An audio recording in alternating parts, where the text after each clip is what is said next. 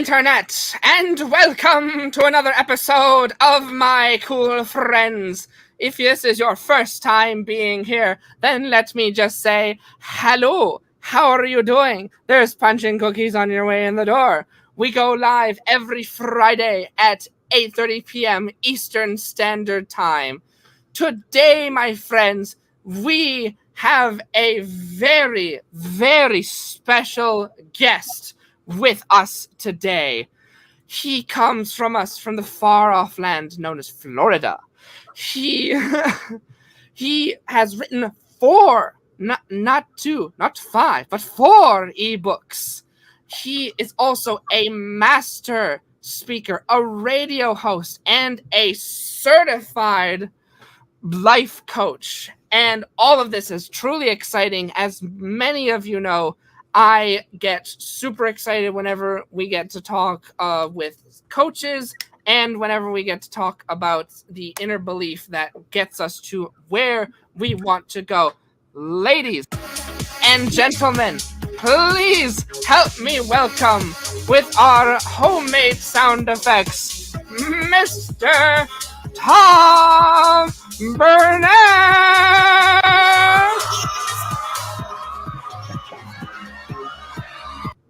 So glad to have you here, Tom. Well, Ben, thanks for having me. Certainly a delight, and what an interesting introduction. I appreciate that. I aim to please. I aim to please. There you go. So, Tom, you have quite the experience with speaking, and you are a life coach as well. Tell us a bit more about that, if you would, please. Wow, what a wide open question that is. I could talk about that for a couple hours, but I realize we don't have a couple hours, so let me put things in bullet point for you. I had spent 35 years in corporate America.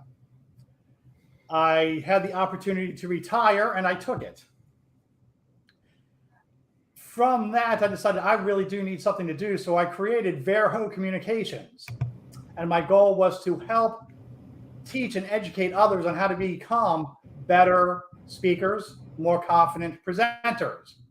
And it's something that I had been doing as part of my job for years. So I decided, why not just do it on my own?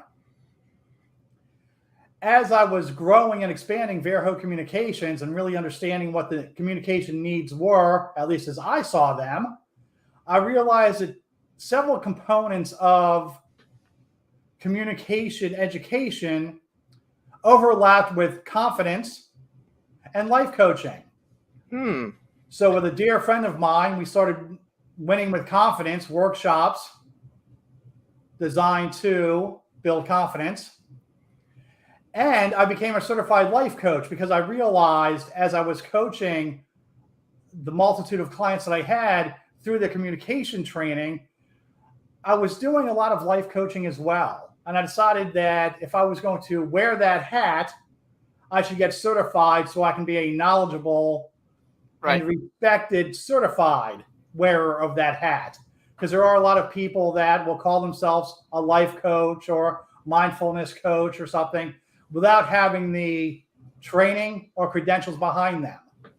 And I decided that if I was going to speak about life coaching, I should become a life coach and do it from a base of knowledge. And then same with the communication and with the confidence. And I've already have so many juicy questions. Ask away, my friend. So the first one being that I've heard people say, and I don't understand this. This is just what I've heard people say about confidence in themselves. And the statement goes that, oh, if I could just be more confident, then I would. It's almost like their lack of confidence is like a statement about themselves that they make, almost like a trait that they have put on themselves. So how does one become more confident? Well, let's take a look at that kind of holistically. And again, I espouse no one's methodology but my own.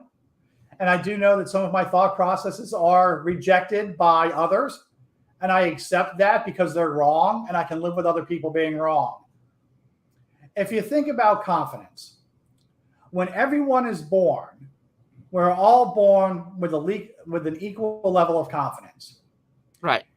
Correct? So on day one, you're born, everybody loves you, everybody's supporting you, everybody's nurturing you and building you up.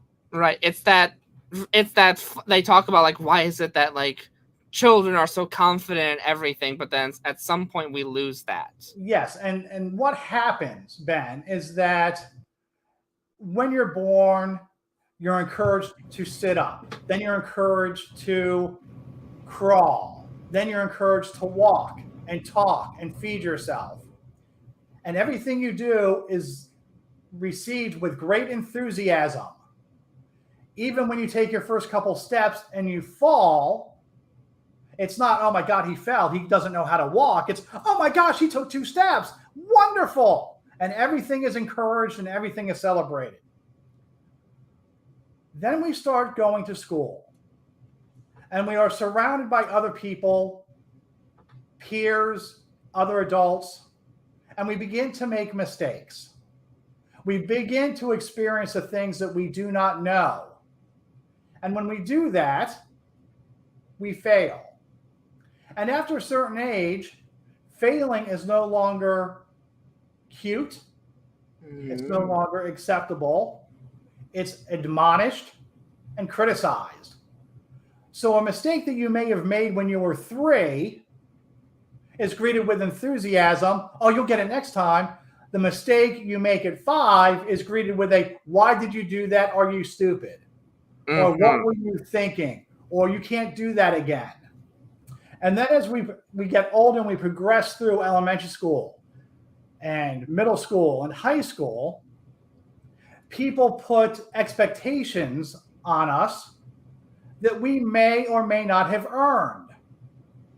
And when we fall short of those expectations, we are not encouraged to do better. We are admonished for not doing better.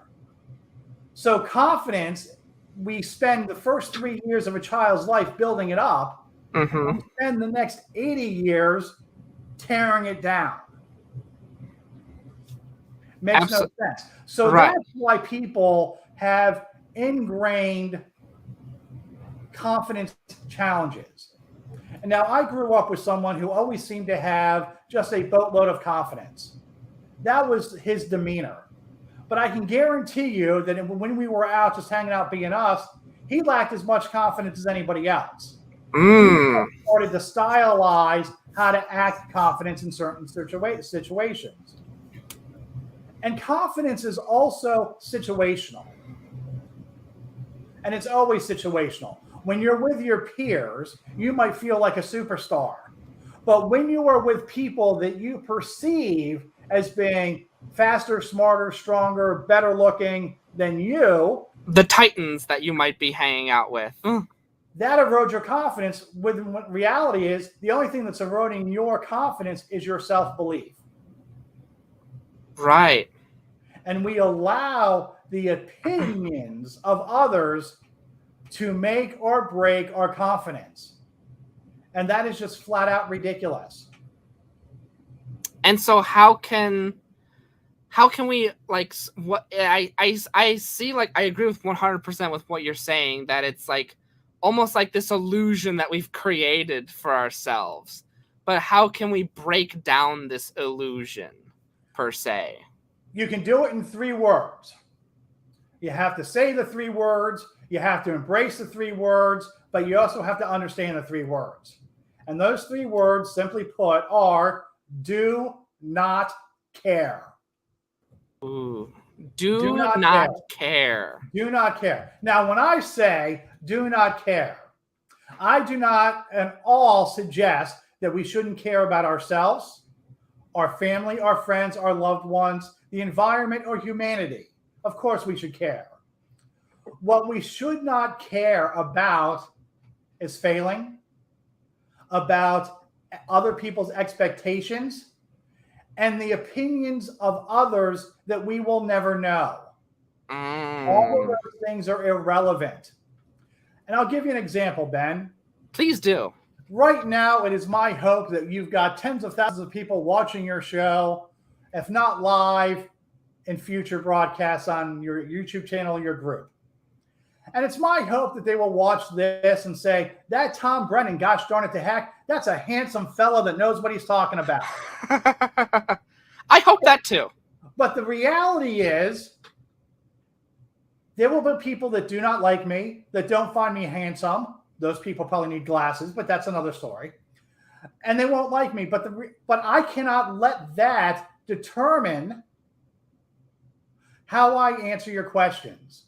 I cannot allow the opinions of people that I will never meet and the opinions that I will never hear impact me. I can't allow the opinions of others that I will never know drive who I am. So I don't care. Why should I care about an opinion that I will never know? There isn't any reason to. I can take two paths. The one path is, oh my goodness, I got to do things that everyone will love so everyone likes me. Or I can take the path of, I'm going to assume that no matter what I do, everyone's going to like me anyway. Mm-hmm. Which of those options is more empowering and more confidence building?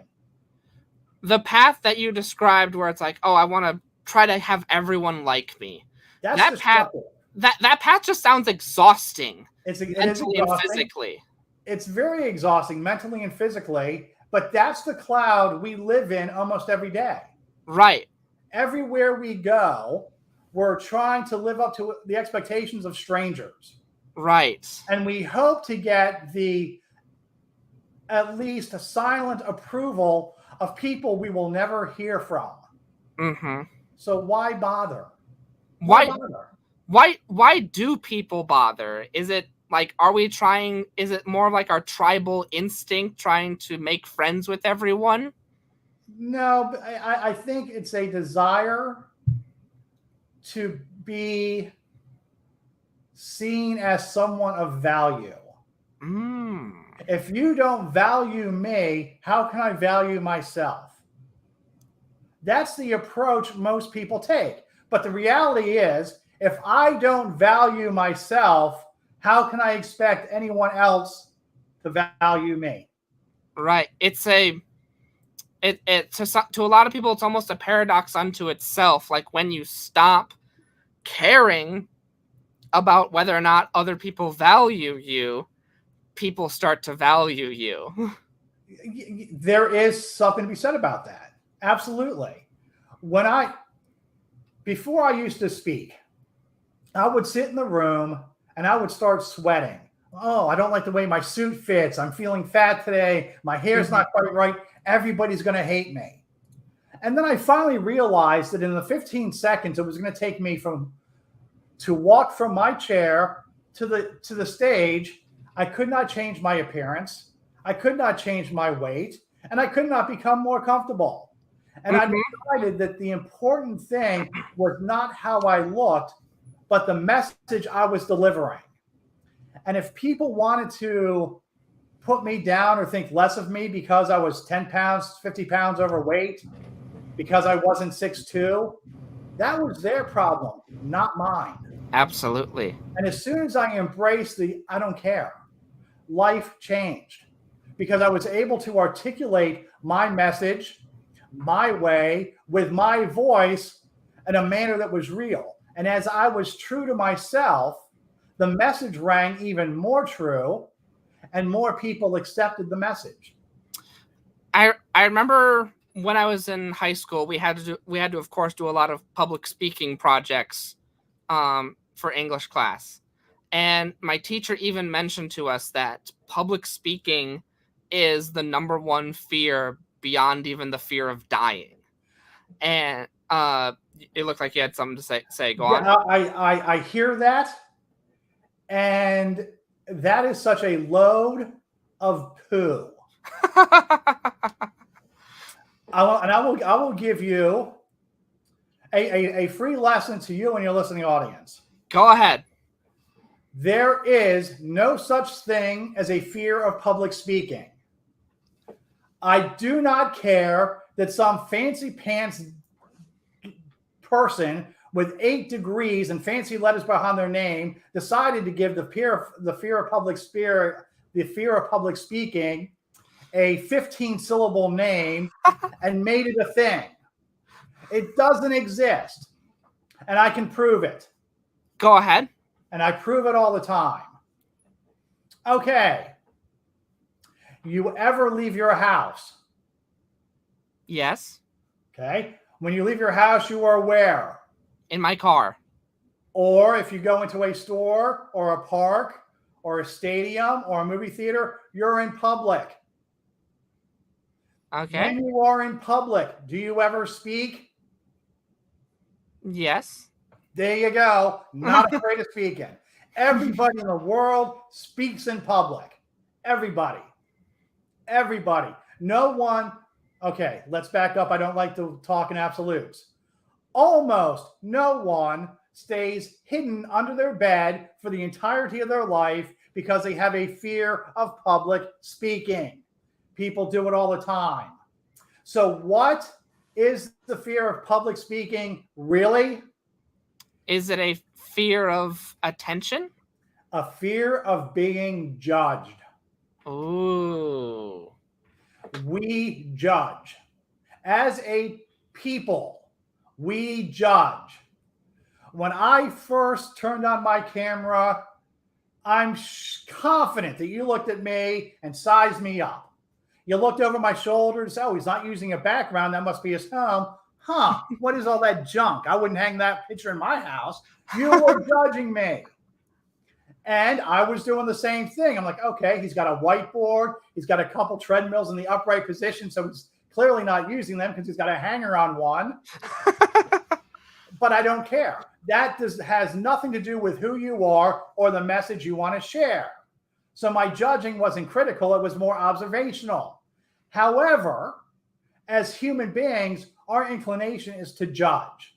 Mm-hmm. We are looking to find an area that we can feel superior or at least adequate. So I'm glad that you point out the treadmill. So sorry about that. I didn't mean to shoot. Yeah, I have one of those as well. No, because I'm glad you point that out because like you can't see it, but up above, like there's some like rigging to pull down a green screen. Because I tried to like have a green screen background for the show at one point, and it didn't. It worked like it was horrible because there's 2 like fluorescent lights on the side that just screw that up completely.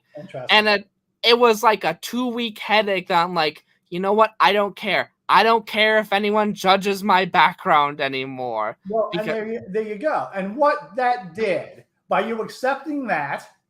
What you also said was, I'm just going to be me. And people are going to embrace me or they're not. I can't change it. Mm-hmm. If your green screen was working, you would be having a background that is not necessarily in keeping with your personality or your message. Right. It might look neater. It might look prettier, but it's not going to reflect who you are. We as a people are so concerned about what other people think that we turn it into fears. And that fear manifests itself in the fear of public speaking. Right. There is no such thing. Now, some people just flat out don't want to talk in front of other people.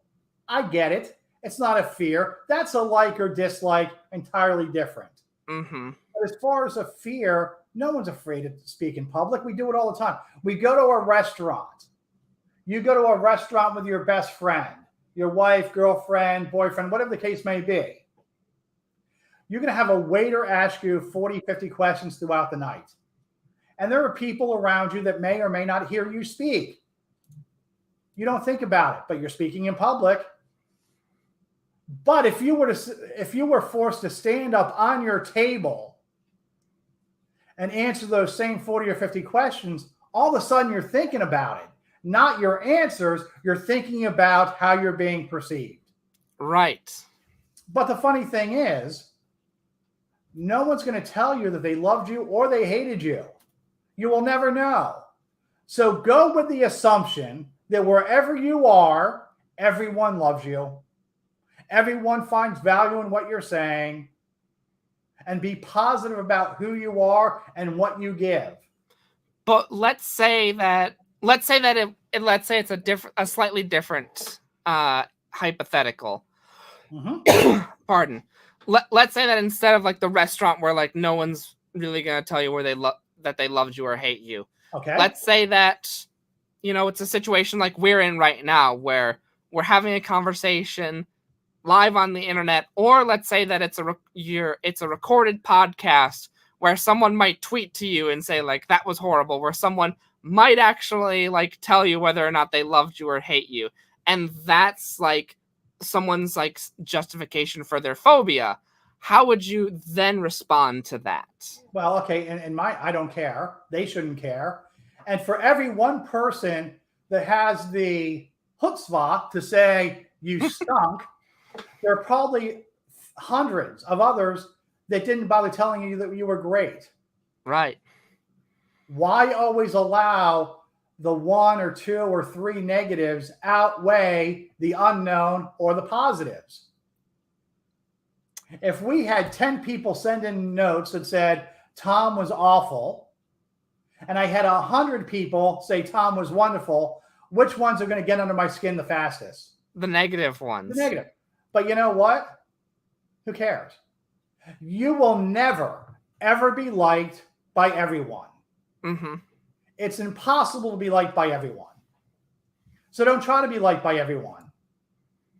Be like yourself. Like who you are, like your message. And if your message is clear and you're doing the right things and being true to yourself, people will like you. And if they don't like you, they'll at least respect you. It's like, you know what? I don't agree with what your stance is on this particular issue, but I respect you for speaking your voice. Right. And don't worry. Seriously, people just have to stop worrying about what they don't know. And what we don't know is the opinion of the vast majority of the 7 billion people that live in this world. But it's the fear of that one person not liking us that drives the lack of confidence. And that's why I'm on this subject. If anyone listening to this ever has the opportunity to speak formally in front of a group of supposedly attentive people, remember that you are presenting or you are speaking to a group of people because you were asked to speak in front of a group of people. That means you have a base of knowledge or experience or a story that nobody else has. And in the moments that you are speaking, you are the expert. And people in the audience may say, well, that Tom Brennan sure is a moron. And my response to that would be, I'm the moron, but I'm speaking. What does that make you? Because you're listening. Mm-hmm. It's that Star Wars quote of like, oh, who's the bigger fool? The fool or the one who follows the fool? Exactly. So there you go. There's no need to ever be concerned about the opinions of others.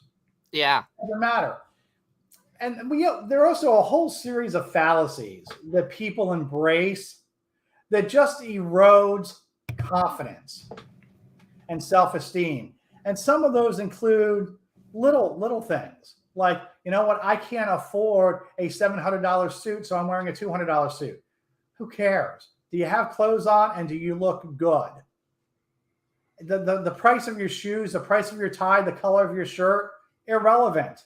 Because I can sit here right now and say, this shirt, I should have rethought it because it kind of clashes with the furniture behind me.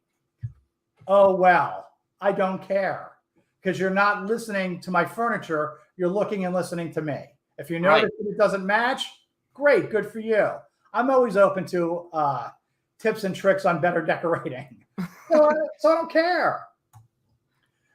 You had mentioned a bit ago, if I can, sorry, I'm on a roll. Oh, no, please keep the roll going. You had mentioned a bit ago that when you were in high school, you gave a lot of presentations. Yes. That is a confidence-crushing experience. How so? Because you were asked to present without being taught the tools on how to present. See, I remember when I was in that experience, I psyched myself into presenting. Because I realized that like, all right, so like everyone goes through this exercise and everyone's super nervous to present. But I also realized, oh hey, no one cares about what I'm presenting. And at that particular age, it's true. And so that sort of realization of like, oh, no one cares, that sort of built up my confidence in comfort in public speaking, and I sort of carried that into adulthood. Well, that's great. Unfortunately, that is a rare experience for most. Right. And what I believe should be taught in elementary school is show and tell. Show and tell is the first opportunity most people have at public speaking and doing presentations. Everybody bring in your favorite stuffed animal. You bring in, okay, tell us his name and where you got him and why he's important to you. So you start that in kindergarten. And then the assumption is by first or second grade that, oh, you've done show and tell, you know how to present. Well, what's not taught is structure, confidence, organization, storytelling, confidence, and everything goes back to confidence. Right. And then, oh my goodness, what happens when you get to middle school? Puberty. It's all gone. Puberty is the destructor of confidence that's developed in elementary school. Why? Because of changes to the body that men and boys and girls cannot control. And who wants to be the boy called in front of the classroom when they got a little something on going downstairs? No one. Or when you're that young girl who's just experienced her first monthly visitor. She doesn't want to get called to the front of the room. So everybody is feeling awkward about themselves. And instead of embracing that and teaching people and the kids how to be confident with that, we let them suffer. Teach them to deal with that. So by the time they get to high school, they have already experienced a lot of successes in show and tell. They've probably had some confidence failures in middle school because of life changes. So by high school, the lessons are, look at where you were, look at what you have struggled through, look at where you are now, and look at where you can be. And so, we don't do that. Yeah, we don't. We don't teach communication. A few years ago, a friend of mine, third grade teacher, she asked me if I could do a confidence building workshop for her students. Oh. And I said that I predominantly only do adults. So if I'm going to create a new workshop for third graders, it's got to be for the whole school's third grade. So instead of your 30, I want all 120 third graders. Ooh. So my business partner, Monica, she and I created a 90-minute confidence building workshop for kids. And how did it go? It went phenomenal. And to this day, and that was done in 2015, I think, or 2016. I was talking to my friend the other day who ran into one of her students who's now in high school. And she actually said, you know, the workshop you put us through in third grade? She said, yes. I still use my confident muscles. I raise my hand. So it was a simple lesson that now 6 years later is still being remembered and used. Wow. And that's why in just 90 minutes, you can impact someone's confidence for good or for evil.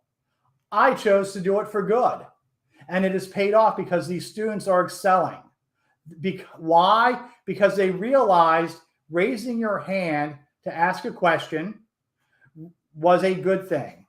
Raising your hand to answering a question, even if you're wrong, is a good thing. There's no harm in raising your hand and participating. And that's what was learned. And that all boiled down to confidence. And even the least confident people in that classroom started using their confidence muscle, which is just raising your hand. Wow. That's amazing, Tom. Like, thank you. And if I had my way, I would take that workshop to every single elementary school in every state and do 90 minutes building kids' confidence. Building kids' confidence is not saying, gee, golly, Bobby, that's a pretty drawing. It's not, oh, Susie, you jumped rope 12 times. Wonderful. That doesn't do it. That's a short-lived boost to an ego. But it does not help to understand and build long-term sustainable self-confidence. And what I have found is I have taught adults is that far more adults have their confidence eroded over time. And even as adults with fancy titles and fancy companies lack confidence. And it all roots from self-doubts driven by a negative experience that they may have had. And how can you, as an adult that may not have gone through your training and when we were in third grade, and all who probably should, how can we course correct that? Because I do find that, like, it's almost like you've learned, like, disconfidence. Like, the more and more you go through that, the harder it is to course correct. You know what I mean? I'll answer that question with a story. Go ahead. I grew up with zero self-confidence. None. I didn't have a lick of self-confidence in anything I did anywhere. None. And even through high school, none.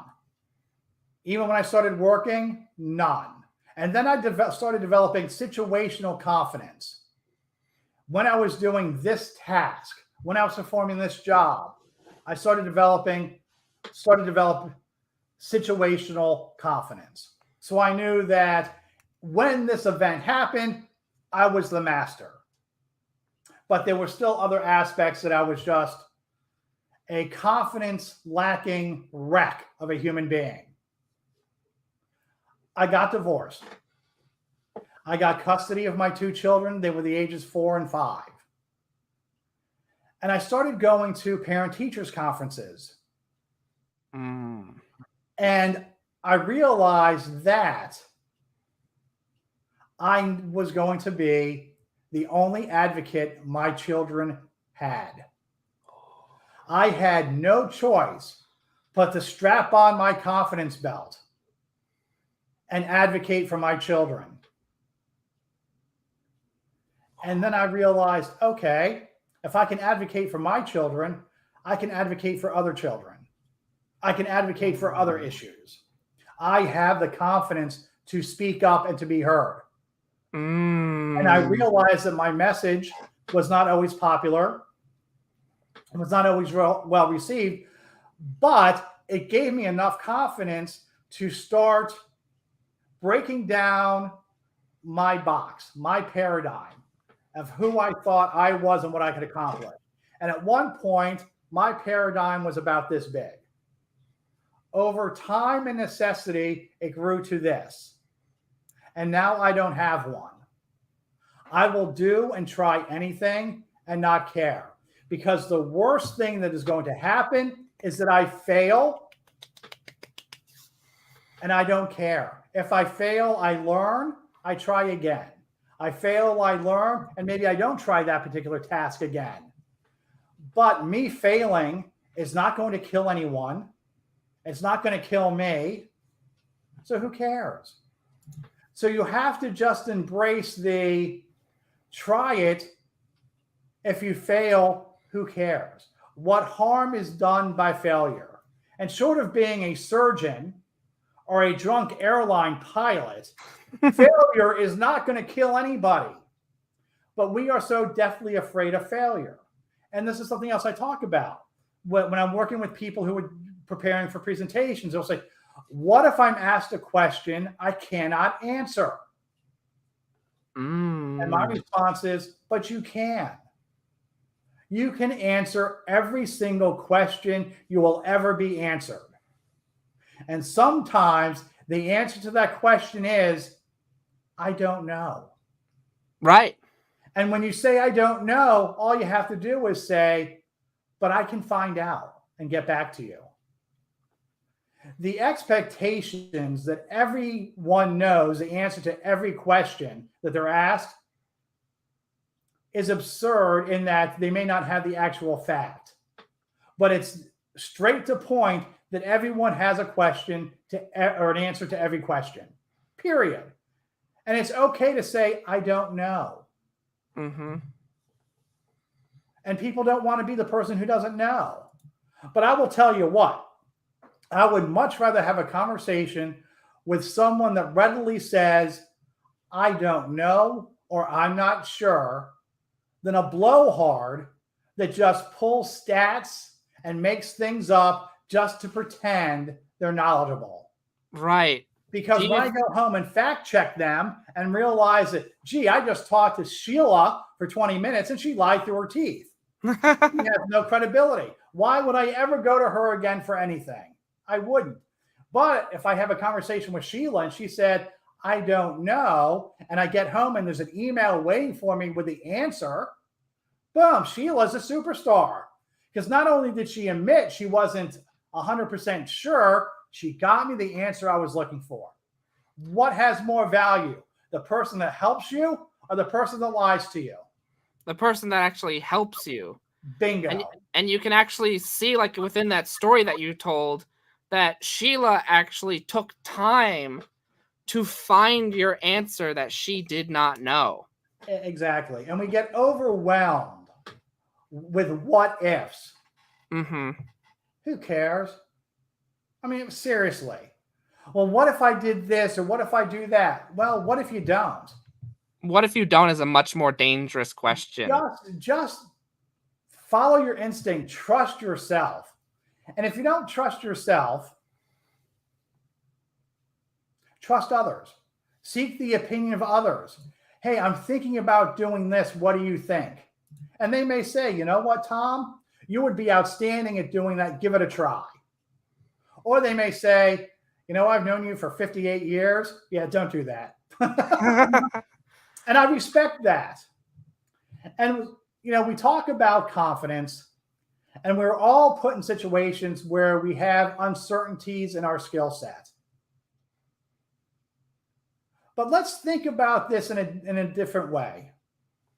If you were asked to speak in front of a crowd, the person who asked you to do that has a trust in you, has a confidence in you. Mm-hmm. And theoretically, you have a trust and confidence in them. So even if you are lacking confidence in yourself, borrow the confidence that others have in you. Right. Like, you know what? I wasn't sure I would be a good interview. Ben thought I was going to be a great interview. So I'm going to trust that Ben is setting me up for success. And here I am being a great success. Just an example, I had no issues doing this. But just as an example, no one is going to put you in a situation where you're going to fail. If you're at work and you are tasked with a project, the boss believes you can get the job done. And they want you to succeed, because if you fail, they look like idiots for putting you in that position. So they have the faith and confidence that you can succeed. So if they believe in you, believe in yourself. And if you can't believe in yourself in that moment, just remember, they have trust in me and I trust them, so I can do this.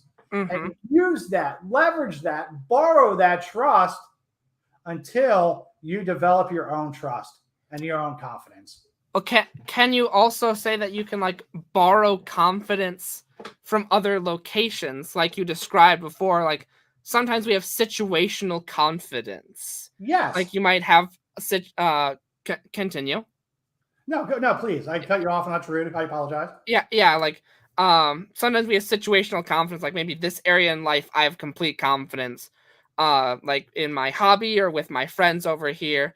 But in this area of confidence in work, I don't have in my work area of life, I don't have confidence. Like, can I borrow confidence from one area of life to another? Only if you want to succeed. And not to be a smart aleck, but you have to. We never. Well, let me try to phrase this differently. When did you first experience a success? Before or after you did something? After, of course. There you go. Yeah, because even in that example that I give, like, oh man, like I'm good at my hobby over here, but I'm not confident in my job. Whatever your hobby might be that you have confidence in, obviously, like, you had to be bad at it first in order to be good at it and then have confidence in it. Well, first you had to try it. You Right. had to take the first step in building confidence is take the risk in trying. At one point, everything we do is new. Right. And we don't know whether or not we can do it until we try. And I like how I'm going to zero in on a word. You said we took a risk. Yes, everything's a risk. Yes. Getting out of bed every morning is a risk. Mm-hmm. Every decision we make is a risk.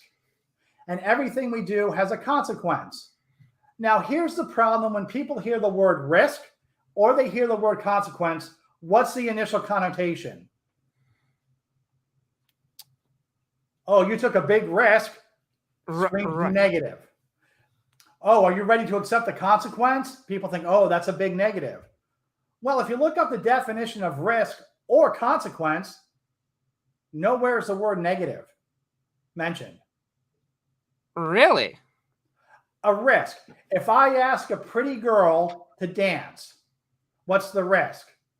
There is no risk. The risk is she's going to say yes, and then I have to dance. Or the risk is she's going to say no, and I have to ask somebody else. So there's both a positive and a negative. And that's where you get to the risk reward. If you take the risk, you get the reward. Or you take the risk and you get a consequence.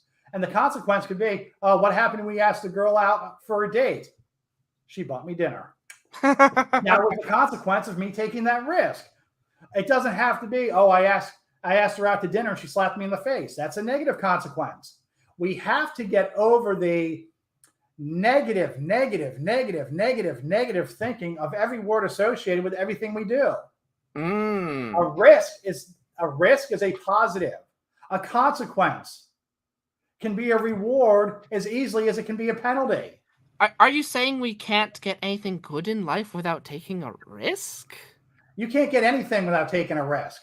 You can't tell me one thing you did today that wasn't a risk. Big thing I did today. Outside this, I also did another live stream, and that on its own was risky. I had to schedule with a lot of people. Things could have been broken. I could have been embarrassed. Exactly. And if any of those things have happened, would you have died? No. Would anybody involved in those tasks died? No. There you go. So what's the risk? It really wasn't a risk. You lived. Right. You made a decision to do something. I think of it like imagine, like, not that there's money involved in any of these examples that we're talking about, but imagine like it's a money thing. Then like, oh man, like my thing didn't work. I'm still at the like situation that I was before. I was zero before. I'm still zero here. I didn't gain any sort of profit. Well, let's not kid ourselves. Risks have consequences, and some consequences can be negative. Mm-hmm. If you go out and buy stock and the stock market crashes, you gambled, you took a risk, and the consequence was negative. Oh, well, life goes on. So you have to be prepared for a negative consequence. You just have to stop living for the negative consequence. And that's the difference. When we make a decision, let's look at a positive potential outcome instead of focusing on the negative. And if you do it right now, I'm also a certified project manager, and I love risk management. That's the one part of project management I love. And I do a great job of analyzing risks. And I can take something simple and come up with 100 different risks. but then you have to weigh them. What's the risk? What's the potential of that risk happening? And then what is the consequence of that negative risk? So I got another juicy question for you. Absolutely. So we've talked a lot about like finding different opportunities and seizing them when they're in front of us. How do you find different speaking opportunities? I close my eyes and pray a lot. Speaking opportunities, well, let's back up. Although I do public speaking and I'm a professional speaker, that is not my bread and butter. So I do not actively seek out speaking opportunities. Now I have this one come up. I've got another great opportunity to speak at a medical conference in April. Oh. And I'm not a doctor and I am not a subject matter expert for what they're bringing me in. So I've got a month and a half to run.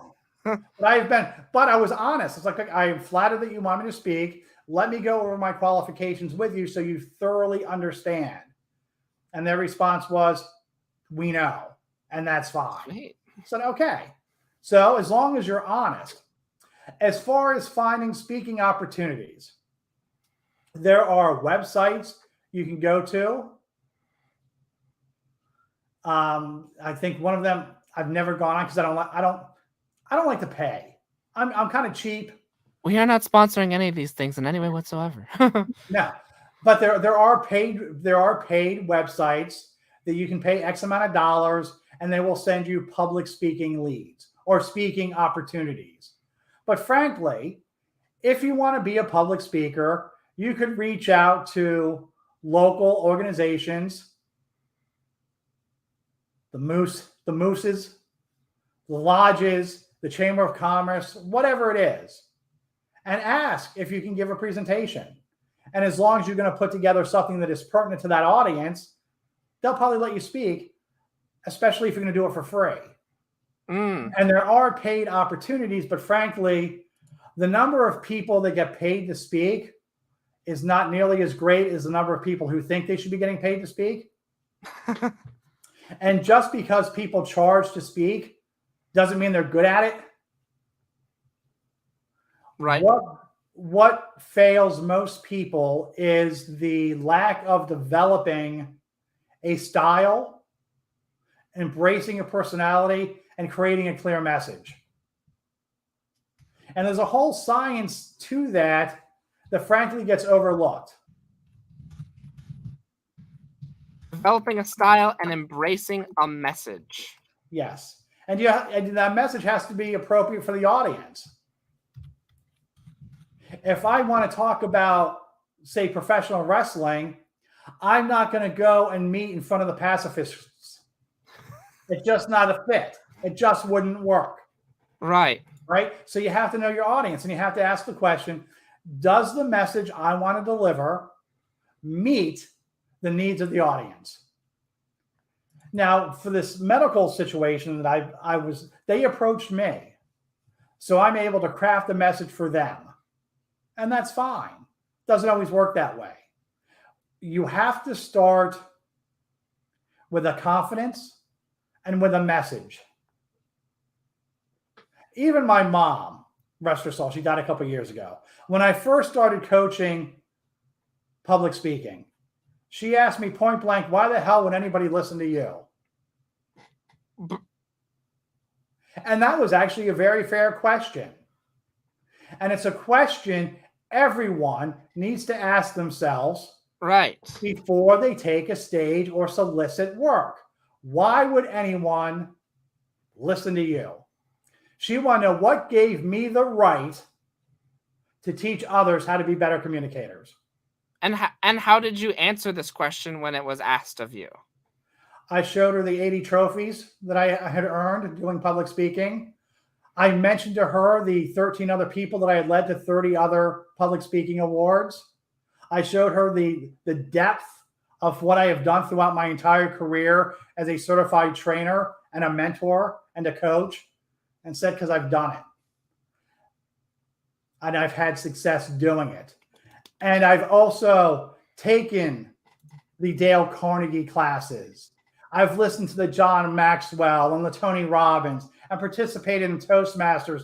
And I realized that although each and every one of those services offers value, they all teach it wrong. My methodology is unique. And frankly, it's more thorough and it's right. And the thing that really separates me from the others is that my goal is to work with you for as short a time frame as possible. If you say, oh, I've been working with Tom for 5 years, that means I have failed you miserably. My goal is to work with you in a very finite amount of time, give you the skills and the knowledge you need to start developing success, and then be a resource for you going forward. And a resource is different than a reliance. If I had a client, we do 10 sessions, I gave them the basic skills, they demonstrated the basic skills, I'm done. A year later, you may call me and say, Tom, I have a presentation coming up. Would you mind listening to it and giving me some feedback? That's what I want to do. I don't want clients I am meeting with daily or weekly for years. But unfortunately, if you look at a lot of these other organizations, they want you for life. Right. And then on some of them, you go through a program, you get certified, and then every year you get to pay them more money for the certification you've already earned. And I think that's absurd. Why is that? When I went to first grade and my elementary school teachers taught me 1 + 1 was 2, they taught me how to add. Every time I add, I don't have to write them a check. So why would I charge people for using the skills that I gave them? They've already paid me once, and they paid me to give them the skills. And my success is reflected in the fact that they're going out and using those skills. So frankly, if you're looking for a public speaking coach or a confidence coach, and they have caveats, well, you need to sign a 6-month contract. You have to renew your certification every year. Run! Do not walk away from those people, because they're not about you. They're about your money. And yeah, I want your money. I want your money. I'm not lying. I like a roof over my head. I like to eat. But the reality is, I want to see you succeed. And my success is predicated solely on your success. And that is my approach with all my clients. And I can tell you that my success rate is 100%. I have never had a client quit. I have never had and I've never fired a client. Wow. There was one person who wanted to hire me. Thank you. There was one person that wanted to hire me. And he said that his goal was to be a public speaker and be on stage in front of 10,000 people within 1 month. And I said, and then we talked for about an hour, and I said, I can tell you what, we've talked for an hour, that's not happening. He said, but I'm a quick learner. I said, I don't care how fast you are, your expectations are unrealistic. So I refused him as a client because there was no way I could do what he wanted. I've had other people call and say, can you help me eliminate my accent? And we have a conversation about why they why they want to eliminate their accent. And I always have said, I don't think you should eliminate your accent. But if you want to get rid of your accent coach, you need you need another type of coach. That's not what I do. So I'm very specific in what I do. And frankly, I'm the best I've ever come across. And yeah, I know that sounds arrogant, but I can live with that. No, wear that badge proudly. Wear it proudly. Absolutely. And I think that's the level of confidence everyone needs. When you do something, do it and approach it like you are a superstar. And in the event that you fail, I've given speeches that frankly, they stunk. Because you're not going to be 100% of the time. But while I was giving that speech, I was the best I could be in that moment. Right. And that's all you can ever be. when people say, did you give your best? I gave the best I could when I was there. I didn't stand up and say, you know what I could do? I could go this high, but I'm going to stop here. Nobody does that. Everybody gives the best they can in that moment. Period. And I have a whole other thing I could go on about. That's why I hate the expression overachievers and underachievers. But I see that it's 9:28 and you only do an hour. So I won't get into that, but we could have another hour conversation on that, my friend. Oh, yeah. Oh, well, it's almost like I'm teasing this is a part one. Well, there you go. If you ever want me back, I'd be happy to come back because there's lots of things we didn't talk about, and I talked around a lot of stuff. But Tom, there's this mysterious thing that is scrolling at the bottom of the screen. What is that? That is my website. Now, truth be told, it's a kind of an old dusty website that I haven't looked at in quite some time. So I'll tell you what, if any of your listeners or watchers want to get in touch with me, they can send an email to tom.brennan@verhocommunications.com, and I'll be happy to take their questions, provide my services, and anyone that says that they heard me on your show, I will give them a 10% discount on any and all of my packages. And right now, because of popular demand, I am already running a $399 5-session How to Master a Job Interview. And I will discount that an additional 10%. And that is extremely popular because right now everyone is looking to upgrade their job, change jobs, inflate, better their career. Yet the biggest stumbling block everybody's having is that, frankly, you people don't know how to interview. Learn how to interview. And people say, gee, I applied for the job and I didn't get it. Did you interview? Yeah. Well, that's because you tanked the interview. You won't. Now, just because you work with me doesn't mean you're going to get the job, but at least you're going to walk in and walk out of the interview and saying, I felt good about that interview. I knew what I was doing at that interview. And they're not hiring me is 100% on them, not on me. And that's what people lack. I was even having a conversation about this just the other day. It's like, if you're not getting hired, then it's probably one of two things. Number one, you need tech help with actually writing a good resume, and number two, it's probably a communication issue in the interview. If you're getting the interview, your resume is fine. If you're not getting interviews, it could be your resume, but I will tell you that there are certain things in a resume that don't help. And I will use myself as an example. I've applied for many, many jobs over the years. And after I retired initially, I started sending out resumes. I didn't get a single job. People were looking at my resume and they realized, wow, look at all those fancy job titles. We can't afford him. So people make assumptions about salary and they make assumption about age. And whether people want to admit it or not, there is a big age discrimination thing going on. But don't get discouraged. We can create resumes. I do some resume writing. I don't like it, but I will review resumes and give my 2 cents. Because over the years, I have written many, and I've probably interviewed at least 1,000 people in my life. So I know what people are looking for. And I also have resources that do these things. I will tell you, I also leave my age off of my resume. Oh, you know what? Give me any resume and I can get the age within 3 years. Within 3 years, I leave it off, and I leave it like all the graduated within X, like I leave all that off.